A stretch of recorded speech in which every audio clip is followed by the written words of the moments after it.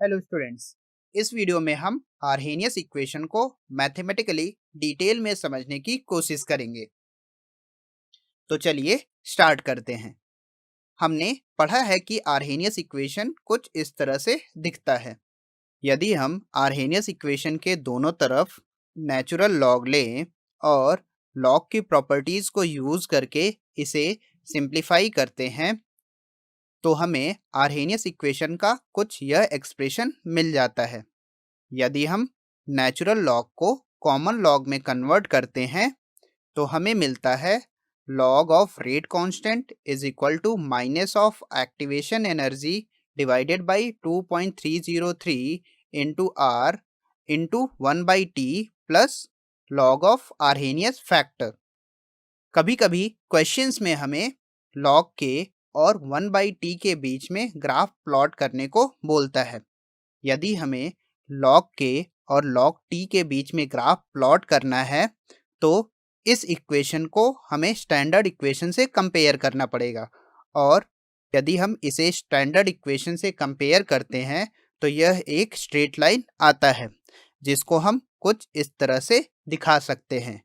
यहाँ पर y intercept की वैल्यू होती है लॉग ऑफ आर्हेनियस फैक्टर और स्ट्रेट लाइन का स्लोप होता है minus of activation energy divided by 2.303 into gas constant.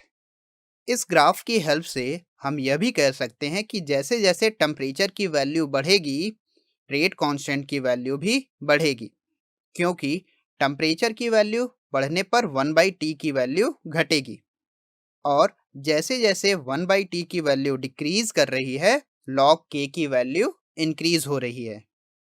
कभी कभी हमें डिफरेंट टेम्परेचर्स पर रेट कांस्टेंट के बीच में रिलेशन निकालना पड़ता है।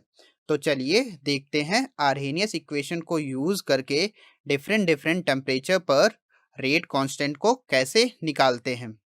यदि हम T1 टेम्परेचर पर रेट कांस्टेंट की वैल्यू K1 मानते हैं तो आर्हेनियस इक्वेशन कुछ इस तरह से दिखेगा। इसको हम इक्वेशन 1 बोल देते हैं। वहीं अगर हम T2 टेम्परेचर पर रेट कांस्टेंट की वैल्यू K2 मानते हैं तो आर्हेनियस इक्वेशन कुछ इस तरह से दिखेगा।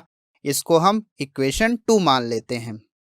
और अगर हम इक्वेशन 1 को इक्वेशन 2 में से सब्ट्रैक्ट कर देते हैं तो हमें इक्वेशन मिल जाता है log of K2 minus log of K1 is equal to activation energy of reaction divided by 2.303 into RT1 minus activation energy of reaction divided by 2.303 into RT2।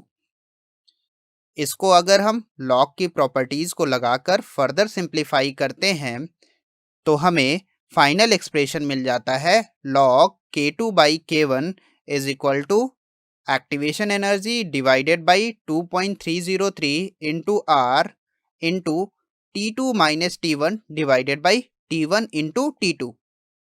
तो डिफरेंट टेम्परेचर पर rate constant के बीच में हमें यह final relation मिल जाता है। आप इस रिलेशन को याद कर लीजिएगा।